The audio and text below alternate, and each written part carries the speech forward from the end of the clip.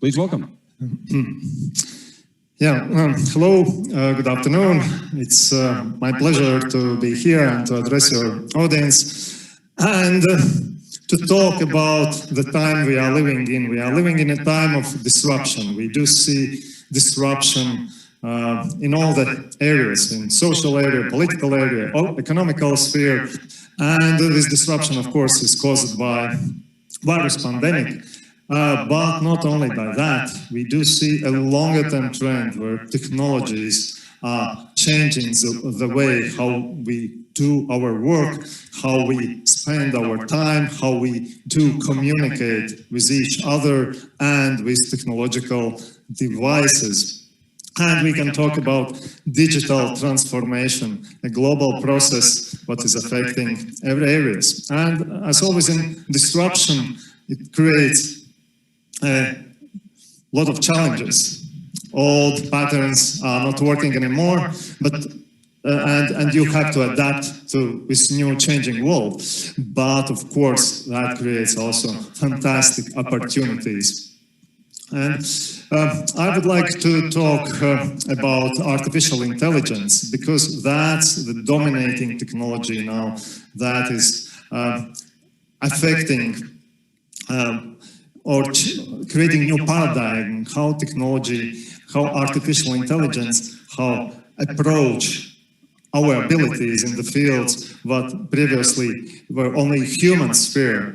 And communication, of course, is that humans are very strong in, but where artificial intelligence is creating these new challenges and new opportunities.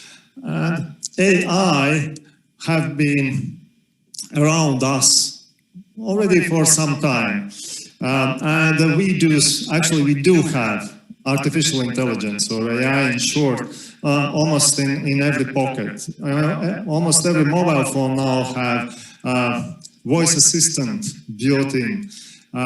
Almost every new car is equipped with some set of sensors what manage fuel efficiency, and soon we will see self-driving cars on the street. And these cameras what are built in our phones, computers, or street surveillance are able to detect and to identify people and persons. And AI is creating different expectations, and we do see in the popular culture how movies are creating the vision that human-like robots taking control of our world globally. And that creates exaggeration of expectations. And from other side, there is a disillusionment, where when you try to apply AI and do not know how to do that, and do not see immediate results, that can create a feeling, oh no, AI is not for me, it's not ready yet, it's for somebody else. And neither of that is true, of course. And first we have to understand actually what is AI, what we can expect of AI. And that's actually not so easy to define, because this is a vague, fluid concept. And there are different definitions in different sources. But in general, with AI, most people do understand machine capabilities of computers to do things that previously were possible only by humans. And these are understand human language, recognize images, make decisions, drive cars, and create some artistic artifacts. And actually these ideas that machines could be so capable started already with the first computers many decades ago. And I particularly like this famous movie by Stanley Kubrick, 2001 Space Odyssey. That this movie recently, a few years ago, celebrated its 50 years anniversary, half of the century. So those concepts that are in that movie, actually, this hollow computer, which is able to communicate in human language, in voice, to understand what you ask, to provide answers, to control spaceship, and to read lip movements, and finally to take control over this spaceship. These capabilities are here and now. And why? Why it took so long? Half a century. And what happened about 5-7 years ago that made AI such a big thing today? And there are three major factors what I want to talk about. And one of those is smart algorithms. Smart algorithms what try to mimic how humans think. And we call these algorithms neural network algorithms, like resembling human neurons. And these algorithms have many individual computing points that work in parallel and create a big network of calculation, and is very capable, of course. And these algorithms are able to learn from human data and to generalize human data. And if we have a lot of data, for example, in the field that we do work, in translation field, if we have millions and millions of human translated sentences and feed this information to these smart algorithms, we are able to generalize and to find out all the effects in translation and be able to translate totally new text, never saw text. And this is how translation systems like our system or Google Translate does work. It learns from human translated data to translate any information in any language where data is available. And data is so critical for this factor. And you can see on this slide, we do have massive proliferation of data nowadays. The volume of data available digitally, online, is growing exponentially. And that creates problems for humans to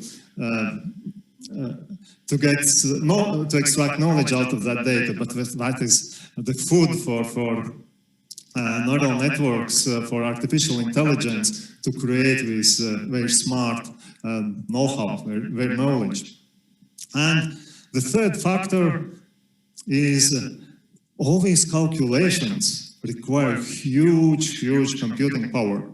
And previous generation of computers were not very good to calculate all these individual calculation units. They were very slow and very expensive. And about a decade ago, some smart people, probably watching how their kids are playing computer games, thought, oh, but there are different computing devices in computer games. Those so-called graphical processors, that are able to calculate virtual reality, all these many pixels on the screen, and all these movements in real time. And we learned how to use these new graphical computer units for artificial intelligence, and that created explosion. We finally had all three components: smart algorithms, a lot of data, and powerful computing devices.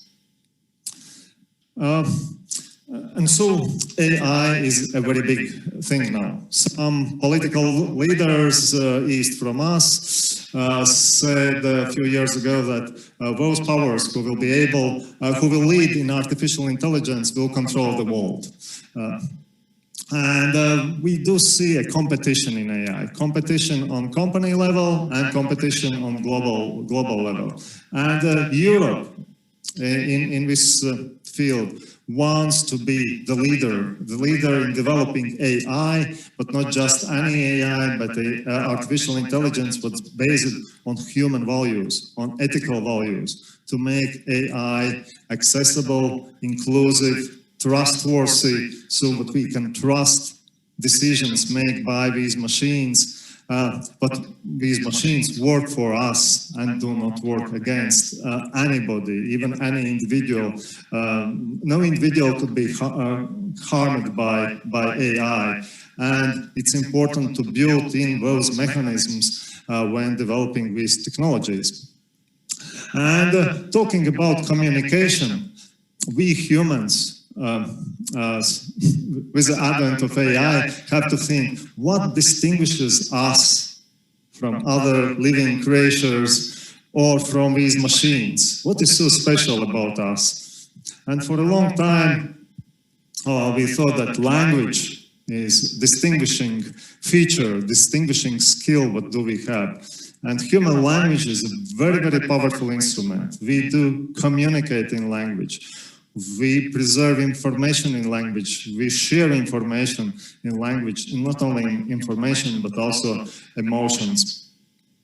And so language is so important for us. And this is why it's important to teach artificial intelligence our language, to understand us by using human language. And this is what we do here in Baltics, working on language technologies that enable translation between different languages, what are able to understand spoken language, and what are able to extract knowledge out of massive volumes of information, and to apply these technologies in widely used applications so that everybody can benefit from these techniques.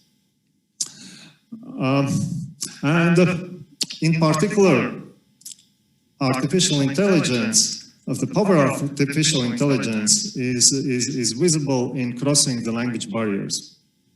And here in Europe, our planet is very multilingual. There are about 6,500 languages spoken on globally. In Europe, there are 24 official languages of the European Union and about 80 languages widely spoken on this continent. And this is a cultural richness of Europe, its treasure, but it creates a lot of challenges. And we can see very vividly those challenges on this map. And this is not a geographical map, actually. This map is depicting languages in which social communication in Twitter are taking place. And you can see that communication language almost exactly resembles geographical map of Europe, meaning that Europe is divided not just by geographical borders, by national borders, but also by language borders.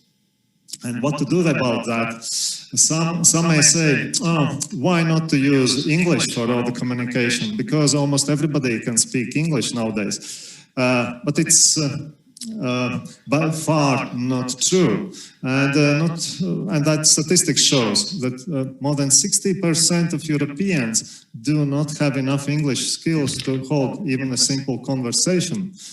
And that has economical impact because people do not want to buy products or services if they are not provided in their language. And I think the same applies to consultation work. People want to receive advice in their language, and that's very obvious. But sometimes it's difficult. What to do if you cannot speak in this language? If translation is too expensive, or you have to provide information in real time. Here we are happy to have for this conference human interpreters who are doing very great work, but it's not always feasible to have human translating the information that you need to deliver. So machines can be extremely useful to cross the language barriers for including all the communities in global information sharing, providing access to information, and empowering in creation multilingual content. And I want to provide you some very concrete examples and how to do that. And I hope these examples will ignite your interest to apply AI, maybe in your work, in your applications. And one example is using AI to cross the language barriers for EU Council presidency. Every half a year, some country in European Union take over organizing the work of European Union. And it's a presiding country at the European Union Council. And there are hundreds and hundreds of events organized by that country, and thousands of documents and people involved. And the language challenge is very obvious in this case. And so we developed a machine translation solution that is empowering both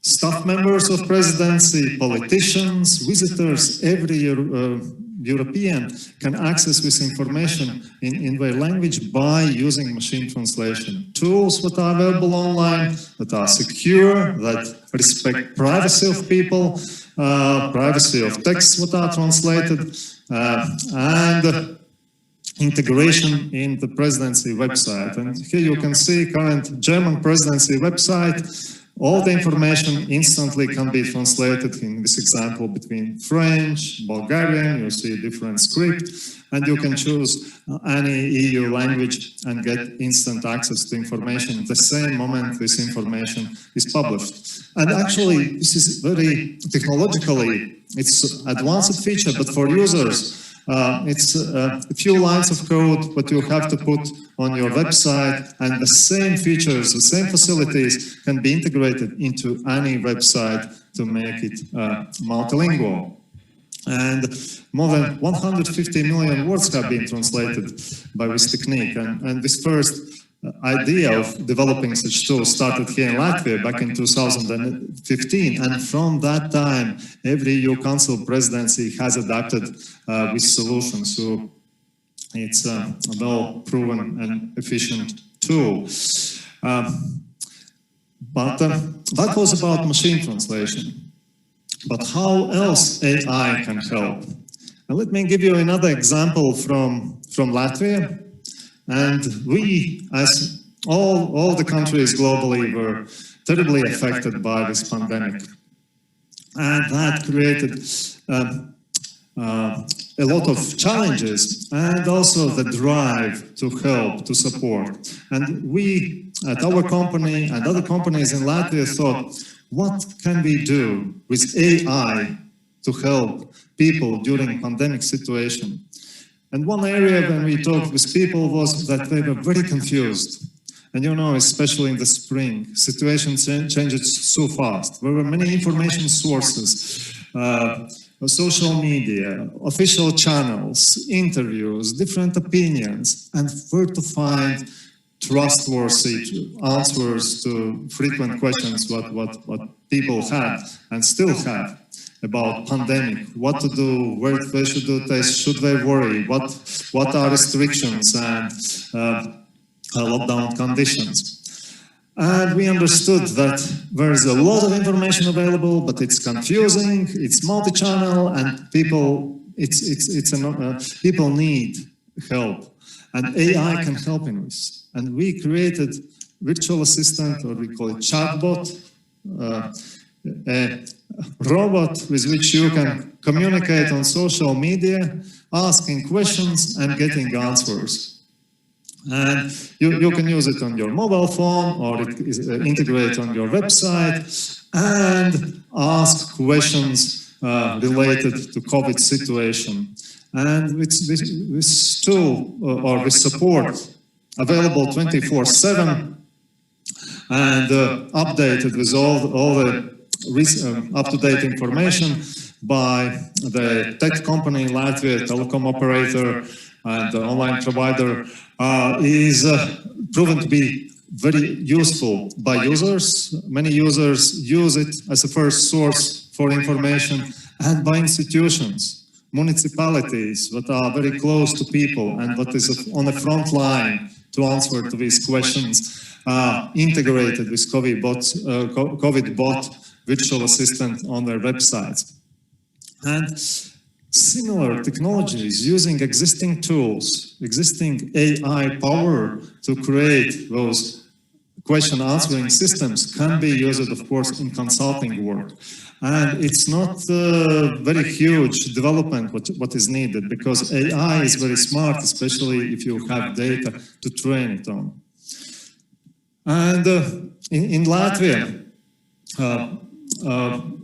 actually it's interesting to see that public administrations, government, is actually the leading work on implementing AI in public sector, in e-government services. And we do have in Latvia the platform called Hugo.lv that provides all these essential services like secure and quality machine translation, speech understanding, virtual assistance. And you do see that many institutions are using virtual assistants on these platforms, and in a month or two we can create robot answering questions for that institution. And such similar solutions, of course, are available also in consulting business. But in the last part of my presentation, I would like to emphasize that communication is not just about delivering information. And we first saw it when we developed virtual assistant Laura that can answer to many factual questions. Actually, he gets know-how. Artificial intelligence learns from Wikipedia. And we thought people will use that to get information from trustable sources on any generic facts, capitals of countries, economical data, and so on. But it turned out that 90% of interactions are social interactions. People want to socialize, and that is our essential human need, to have like social connection through communication. And so, if we look on the communication theory, information is only the fourth basic function of communication. The first one is control, to influence the behavior of person, to say what you have to do or where to do. For example, communication that I have to go to this conference and this time, or we have this, the next presentation following my presentation. This is control function. Other function is motivation function, motivate people to do certain things. And then emotional expression. It's extremely important for us as humans. And information is only the first one. Yeah, probably I will skip a few slides, but I would like to emphasize ability of humans, what is not inner power of artificial intelligence. And its ability not just to speak and communicate, but to listen. And listening is maybe more important than talking. And maybe you in your professional career have seen those situations when you just listen to people with open mind, with open to their feelings, to their emotions, and by just listening them, by just providing your attention to their needs, you help them to find a solution without expressing any advice verbally. And so deep listening is extremely important, and this is our human capacity. And AI can deliver information and free us and give us time for listening, for devoting our attention to human communication. And AI, there are areas where AI can be very useful, and there are areas where not. For example, I was struck by the one international organization what put a target. Yeah, we want to help to solve the poverty problem globally. Why not to use satellites and to monitor global situation and get a lot of data from satellites, and then to understand where are poverty problems on the globe and with trends from satellites, how to solve that? I believe this is not going to solve problem of poverty. To solve problem of poverty, you have to go to people, you have to listen to them, you have to understand their problems, and you have to help them to see opportunities, how they can find solutions, and they can find new job, new income, new opportunities. And what is very interesting also outside area of AI capabilities is that we humans, we do not speak only with our mouth, with our verbal communication, but our body is very powerful tool to express our feelings. And there are techniques, like you can see on this picture, specific techniques, how just with the body language, you can find answers to very complex social problems. And this is, I can say that when I first participated in such exercise, a problem-solving exercise, just with imagining different people imagined their roles in different social situations and interacted just with bodies without talking. And it's so amazing how solutions can be found what could not be found by logical analysis. So we humans, we do have very complex intelligence, and it's not informational intelligence only. And all these other areas of intelligence are our power, what we can devote attention by leaving simple work of answering to frequent questions, for delivering information, for analyzing data to artificial intelligence. So artificial intelligence is extremely useful, and let's embrace AI where its power is so strong, and do not forget to make human communications, our communications, more human. Thank you very much. Thank you, Andrejs. Can I ask you to join in for a little discussion? And I understand it's quite a strange situation when you have finished your work and there's no round of applause, no cheering and saying, yay, go for it. But we have an opportunity to write down questions in the chat box. And just in case, probably for some of you, for example, there were no available language choices, just reload your Zoom, please, and find them. They should be working now. That's for some our listeners and viewers. But if you want to ask questions or make comments on what you are hearing today, and later on also on discussion panel, please use the chat button and write down your questions on chat. I will receive them on my mobile device and can ask them to the speakers. But I wanted to ask you, Andrejs. I was listening to you very carefully and finding out things I understand, I don't understand. But do you believe there will be a time when your louder will be listening you as careful and then could come up with 5 decent questions on what you were talking about, which would consist also of some challenging things in those questions, not only finding answers? Yeah, funny enough, actually, those techniques are already available. There are research work on the massive informational models. Actually, almost all the books in the Congress Library in the US have been processed by these machine learning algorithms. And when that knowledge can be used on the top of what, for example, in this case, I talked about, to generate questions, to express opinions, and so on. Very recently, The Guardian published an article fully written by artificial intelligence. And that capacity is amazing. That means that speakers will be afraid to talk in front of the machine. The machine will always know more. Yeah, but that's, how to say, factual knowledge or informational knowledge. And we do have this emotional intelligence. We make our decisions not just based on information, but also on these social, emotional connections. So you are working very deeply on artificial intelligence concerning languages, translations, information. Do you see any tendencies on how artificial intelligence can be used or is used already in agriculture and farming? Can you fantasize on that?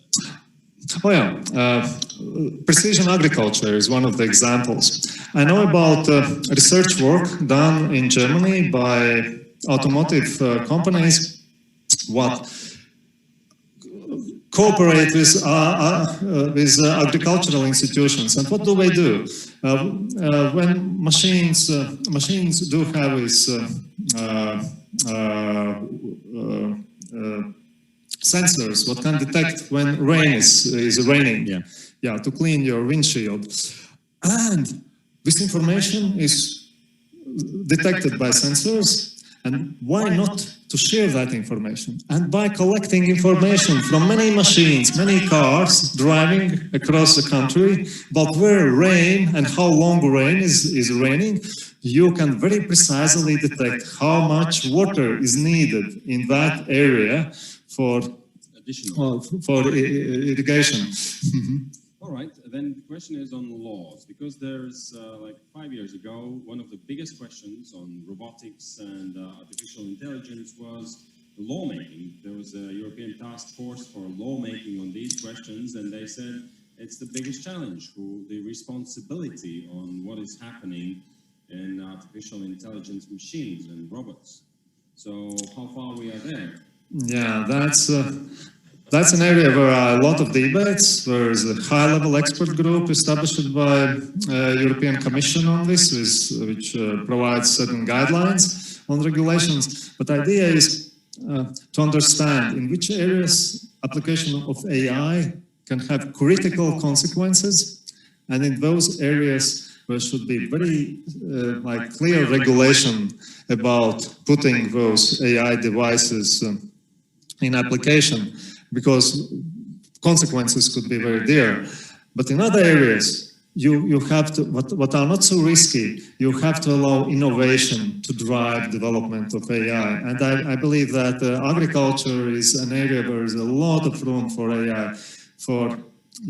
And this was just one example, but where could be many examples how you can apply that. And by the way, how to get inspiration for that, there is a very great course developed by Helsinki University, translated in many languages, on the basics of AI. So if you are interested in these topics, I encourage you very much to go to find online this course, AI Basics, and you will understand much better how AI can help in your context for your work. So it's like we have to go and research